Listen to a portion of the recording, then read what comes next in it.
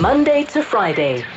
From 9 a.m. This is Views and News with Clarence Ford. Only on Cape Talk. Welcome, Dr. Chris Smith. Good to have you back. It's been a long 2 weeks. Oh, Merry Christmas more than anything, because it's, well, next time we talk to each other, be after Christmas. All the sort of dust will have settled a bit. Oh, cool. So we are going to be chatting next Friday. I'm looking forward to that already. I'm wondering, given our conversation this morning, maybe you can wade in on that.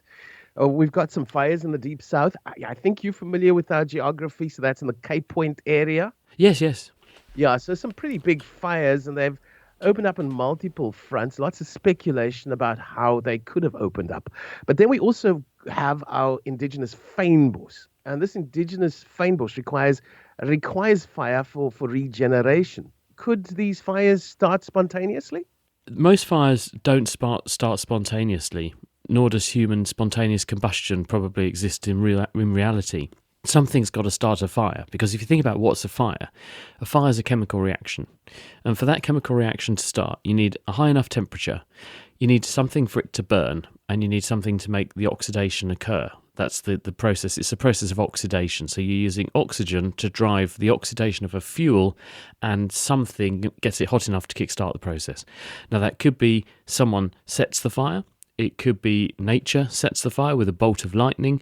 It could be something in the environment that someone discards, which accidentally then causes the fire to happen. So it's a range of different possible causes. But you're quite right. There are some plants which, because of the sort of rich diversity of life on Earth, some plants have naturally evolved to need a good burn through in order to give them a kickstart. And this ranges from beating off all the competition to there are some plants that have evolved to actually need to have burning in the environment to send a chemical signal that kickstarts the germination process of seeds. There's a plant in Australia, and its name is black boy. They're all over the west of Australia. And these plants, they look like a sort of palm tree trunk, but then they've got these spiky, almost like grass growing out of the top. These only grow when there's been a really good burn. And those sorts of plants really need the competition to be burned down, because when the fire goes through, it knocks out all of the bigger things which are more combustible. And this allows light and heat to get into the understory in the bush so that these other plants can grow. And there are other species of plants. So a colleague of mine worked on this, and they discovered these signals by burning bits of toilet paper and then breaking all the different chemicals that came out from the burned toilet paper into the different groups, and then adding them to the seeds of these plants until they found the chemicals which trigger the germination process. And it turns out the seeds of some plants have chemical docking stations on them that are sensitive in the environment to these particular chemicals that tell them there's been a very recent fire, therefore now is a good time to grow, because you'll get lots of light, lots of water, and you won't get poisoned or strangled by lots of other plants trying to grow at the same time. So get going now and you'll get the advantage. So there's all this amazing diversity of different mechanisms of making your way in the world for the plant kingdom. So spontaneous combustion we can rule out completely. I think it's very unlikely. Things just don't happen for no reason. Lightning, with South Africa, its geography and storms, I would say lightning's a really good contender, but you always blame people, because people are careless, and sometimes they also do things maliciously, and people discard cigarettes. They actually sometimes start fires for reasonable reasons, keep warm, cook something, and then don't bother to responsibly put it out properly. All these things are possible. Sure. The fynbos was there before people, though. So just interesting little question, but I think you bring a lot of clarity to people who harbored such thoughts about spontaneous combustion. Let's get into a voice note, Joe. Let's take a listen. Good morning, Clarence and the Naked Science, Dr. Smith. Flores here from Booster.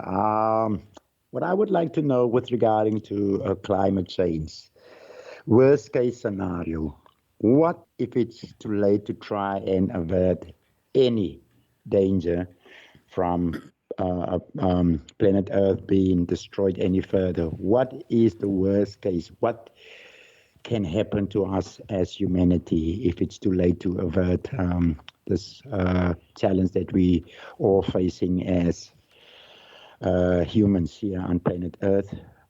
I think the simple way to think about this is that the planet will be okay in the context of climate change. Now, that sounds like I just committed heresy, but the planet's been here for 4,500 million years or so, and it has been through periods in its history when it was far, far hotter than anything we can do to it.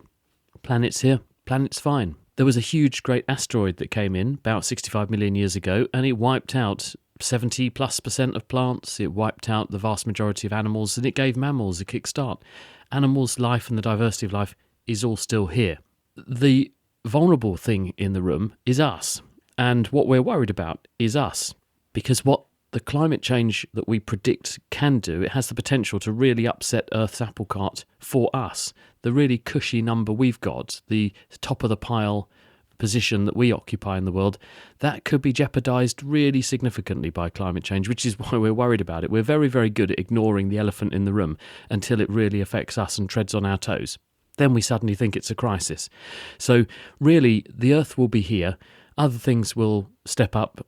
There will be changes, but the planet will carry on. The thing that will really struggle with climate change is going to be us. And I think probably if it's allowed to go to the extent that it could, if we carried on business as usual, I think what it will do is it will cause us to destroy ourselves, quite frankly. Because what will happen under the scenarios that people predict is that many parts of the Earth will become much, much drier. Other parts of the Earth will become much, much wetter.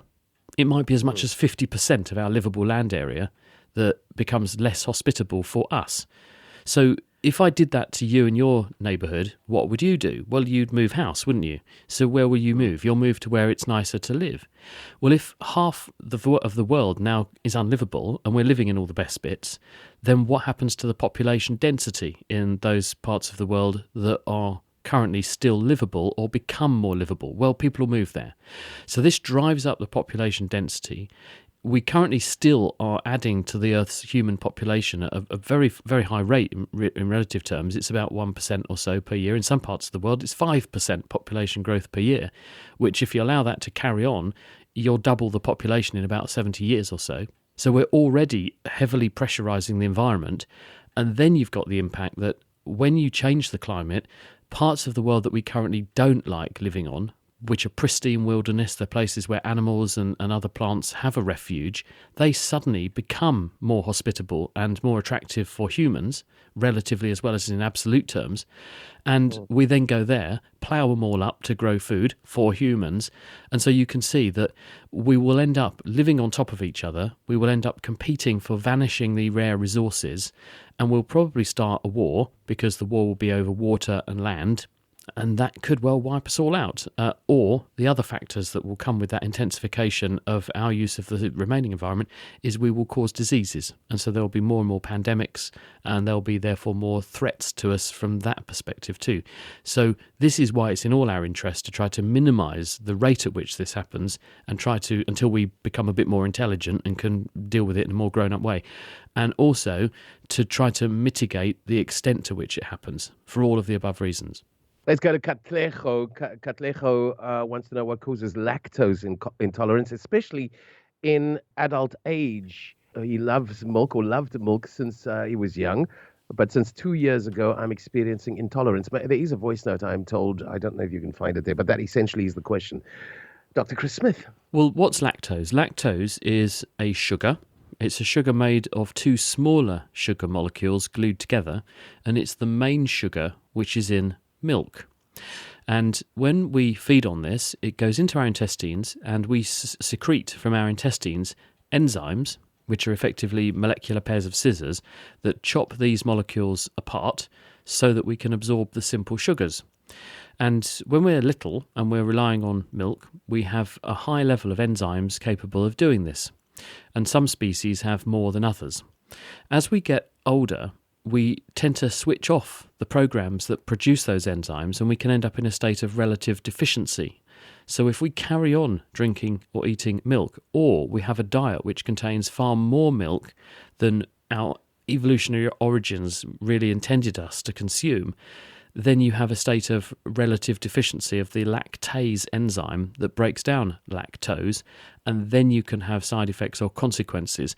Because if you don't break these sugars down, you don't absorb them in the intestine, then they go further down the intestine and they feed certain populations of bacteria in your microbiome, in your big bowel, and that changes the relative populations of the bacteria in your big bowel, and that in turn changes the environment, the chemicals that they degrade, the new chemicals they produce and then feed to you, and this has the effect of making your tummy feel less comfortable.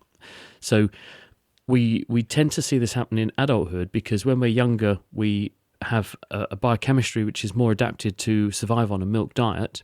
And also certain populations around the world are more prone to this happening to them for various reasons, probably a genetic founder effect, where there were some populations that were better at digesting milk because they had used more milk in their diet and they'd selected for humans that naturally had more of this enzyme, other populations who had less.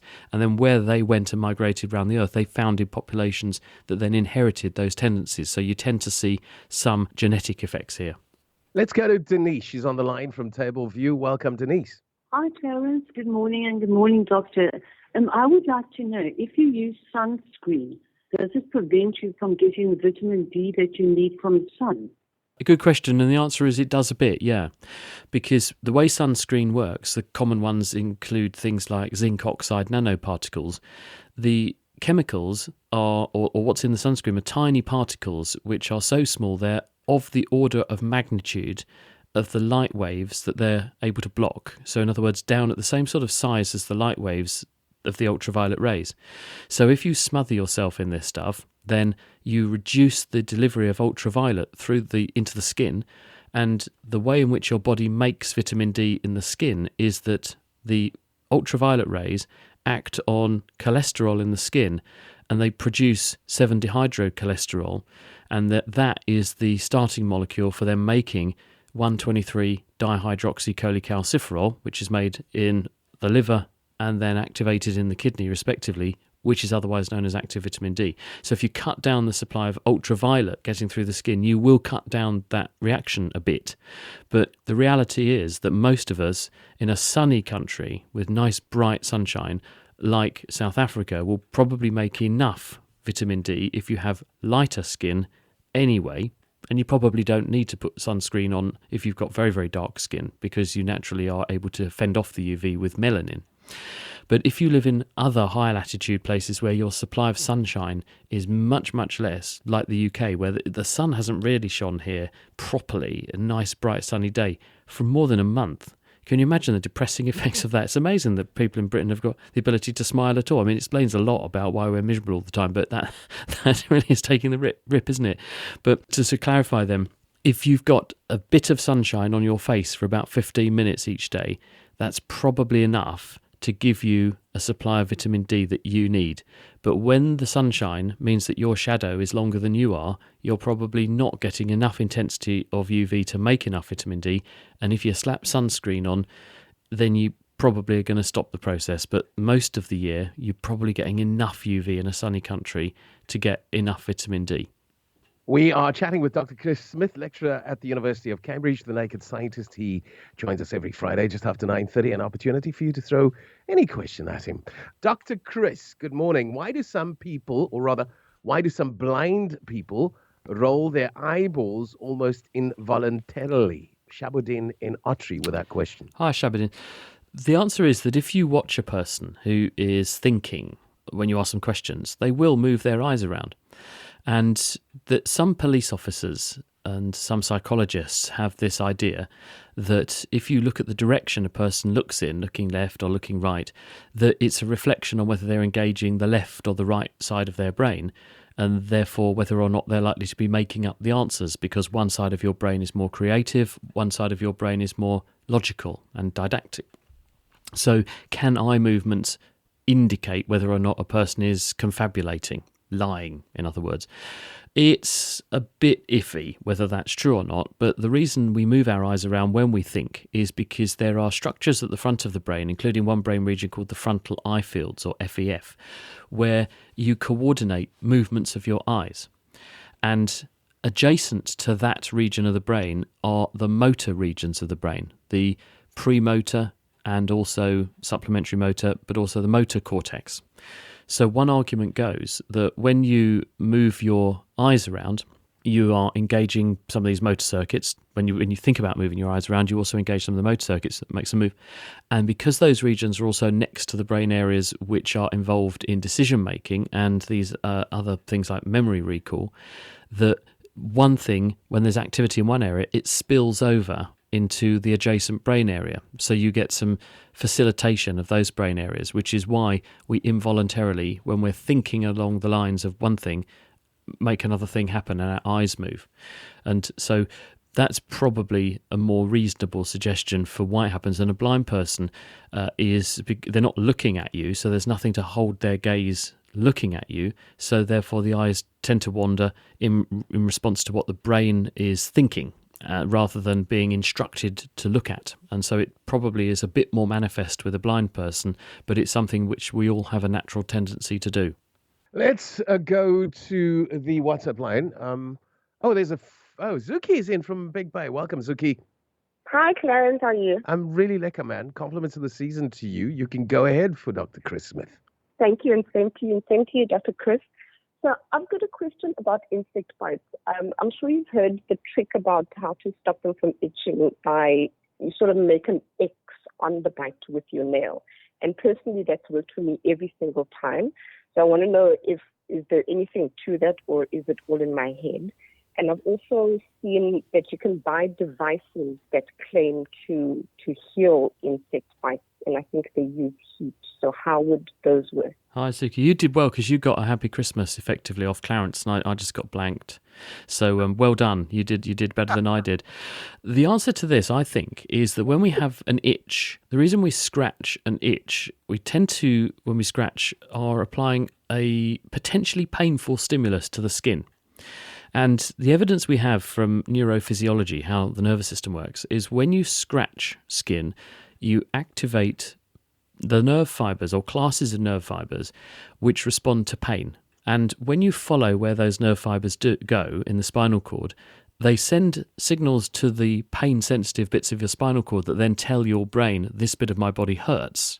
But they also send branches to other nerve cells which inhibit or turn off itch sensation. So when you are scratching an itch, it's basically a big red light has come on your neurological dashboard, making your body pay attention to it. And you have reached over and pressed the reset button to turn off the big red light, having paid attention to the body part that was itching by scratching it. And the pain from the scratch goes up and turns off the itch sensation. And we like it, we're rewarded for that. It feels good because by reinforcing that behaviour, it means we pay attention to itchy bits, because itchy things could signal problem with the skin, something trying to infect you, something bad on your skin that could be trying to or about to harm you chemically and so on. So it's that kind of reward circuit to make you pay attention to things that might be about to go wrong and to save yourself from some horrible thing happening. So you making an X on your mosquito bite or your insect bite, you're effectively inflicting a bit of pain on yourself. And instead of scratching, you're doing it with a nail pressed into the itchy bit. But it's amounting to the same thing. You're recruiting pain nerve fibers, which are then feeding back and turning off the itch nerve fibers. I'd be cautious with devices that allege to do this. That's probably rubbish. The way in which we can control the itchiness of insect bites is with things like antihistamines, because when you have an itch in the skin because of a bite, that's because it's provoked the release of inflammatory chemicals, including histamine. And so if you abolish the action of histamine, you'll make it itch a bit less. There are other ways to get itch down with steroids and things like that, but you should be very careful about putting steroids on, as in these are glucocorticoids like hydrocortisone and things. You must be very careful about putting that on insect bites, because if there is an infection there, which most insect bites do cause a degree of skin breakdown and infection, you could get a worse infection if you suppress the immune system with steroids. So be very careful about that. But antihistamines is probably a really sensible way to, in the first instance, try to control the itching from an insect bite. Okay, so that Merry Christmas little wish was going to come at the end, Dr. Chris Smith, and we actually nominated somebody. No, I'm not sore about it or anything, Clarence. I'm just saying it's fine. It's all good, but we are there at the end of the show. So let's take a listen to the voice note. Hi, Clarence. Me again, Flores. I just want to say Merry Christmas to Dr. Smith. He has really enlightened a whole lot of us and, inspiring us to do better. So, I just want to say thank you for being available, Dr. Smith. You and your family have a lovely, freezing, warm Christmas over in England. And, take care.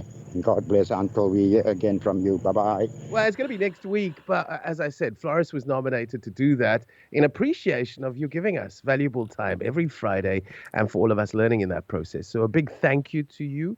It's not the end of the year just yet. So, Floris, you're going to make another speech next week. But thanks, Dr. Chris Smith. Your time is appreciated. Oh, that was lovely. Thank you so much. I love the little kind of the little dig there about the weather. Mind you, I was pretty self-deprecating about that earlier, wasn't it? It really has been miserable this year because normally we at least get some sun, and wintertime, you know it's cold, you know that it's going to rain. Sometimes it snows, but it's going to be bright and sunny quite a lot of the time. But not this year, and this really, really upsets people, and they get something called SADS, which is appropriate name, seasonal affective disorder, and not enough sunshine, especially when it's not getting light till about 9 o'clock in the morning. It really robs people of really important bright light input at the beginning of the day, and it affects people's mood really, really badly. Some people are really sensitive to it. We are told suicide rates go up in the process as well. Exactly right. And that probably, it's not a coincidence that around New Year, more people do, unfortunately, take their own lives. Partly, I think it's probably a range of psychological factors, but this is almost certainly not helping. So hopefully the sun will shine for me at Christmas, so we can get some nice sunshine, and I can try and make a bit of vitamin D, because that's the other thing that happens. We've been doing tests on our population, and the average person in a country like the UK from about Christmas time is quite vitamin D deficient, and we should probably, in countries like this, all be taking vitamin D across the winter time, because we just don't make enough from the sources we were discussing earlier in the programme, where the sunshine shines on your skin and makes your vitamin D. Your own inbuilt solar panels just don't work. And there's a cure for that, of course. Half of the UK is in Cape Town at this moment in time. And that is true. That is very true. Thanks, Dr. Smith. You're very welcome.